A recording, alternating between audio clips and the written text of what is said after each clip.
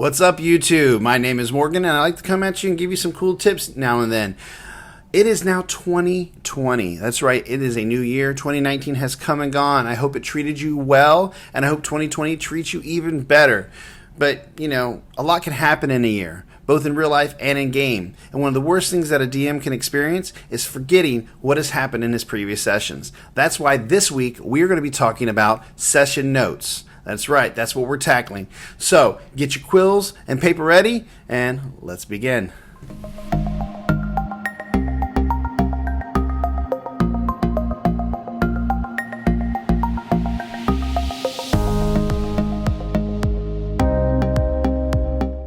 Creating a campaign, or even just an adventure that is both effective and enjoyable, requires a lot of planning and tracking of information.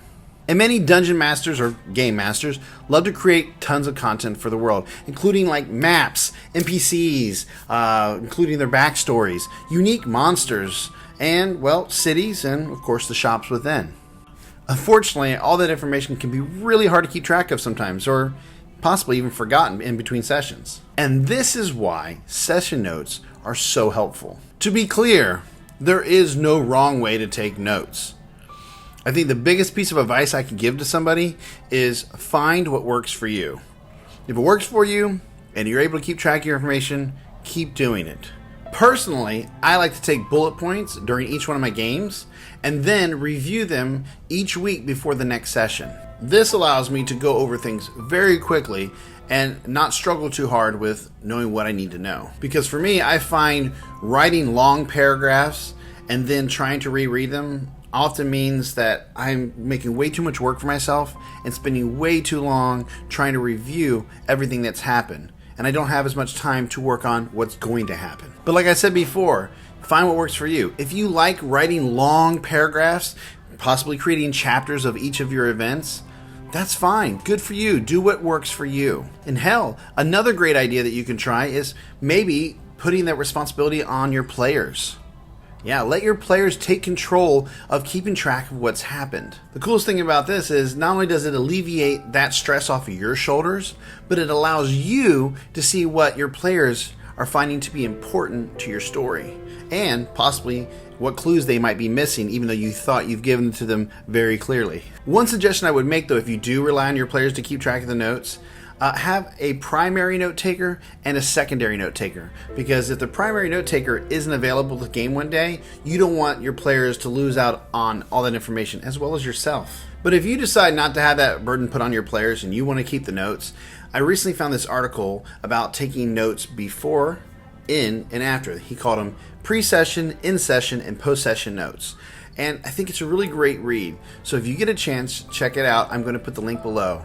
Besides just writing down your notes on a piece of paper or on a Word document, I also know that there's a lot of great applications out there on the web that you can use. And some of these applications are really good for you to take notes and store them digitally and give access to who you want to.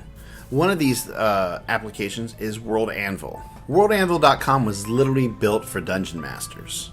Not only does it let you, as the dungeon master, put maps together and document all the details of your cities and NPCs and what's happening in the world, but it even allows you to hide certain information from your players and let them see what you want them to know about the world. And to be clear, I am not sponsored by WorldAnvil.com, but I wouldn't be opposed to it if they wanted to. But if you are building a world and you want to have a nice home for it, WorldAnvil.com is a really great location to do it. They have a free service, and then they have paid services which give you extra access to other things. So please go check them out. I'll put a link for them below as well. With that said, I think that's about everything I got today for you on session notes and things you can use to take it. So let's do a quick recap. Personally, I think bullet points is an outstanding way to do it. There's ways you can go about doing those bullet points, like keeping pre-session, in-session, and post-session notes. Check out the link below. You can also have your players run that for you. And like I said, you'll be able to keep track of what they find important and what they're not interested in, or what clues they're completely missing. And finally, I think it's really important that you find a resource like World Anvil or something similar that helps you keep track of your world and everything that you want to let your players know about. That's it for the recap. Thank you guys so much for watching this video. If you like the content I'm creating, please subscribe, post a comment below. What would you guys like to see me talk about, either as a DM tip or something else related to tabletop RPGs? Now, it doesn't have to be Dungeons and Dragons. Let me know what you guys like to hear about. You can follow me on Instagram, Facebook, or Twitter. I'm running a live stream on Twitch for a group called Never Free. You can check this out. We do this every Friday at 9 p.m. Eastern Standard Time. Link again will be below. And I'm also running a cool giveaway for a set of Kraken dice on Twitter. So go to my Twitter, look for the post, and enter for your chance to win some cool dice. All right, guys. Thank you guys so much. I hope you have an awesome week ahead of you. And may the dice always roll in your favor.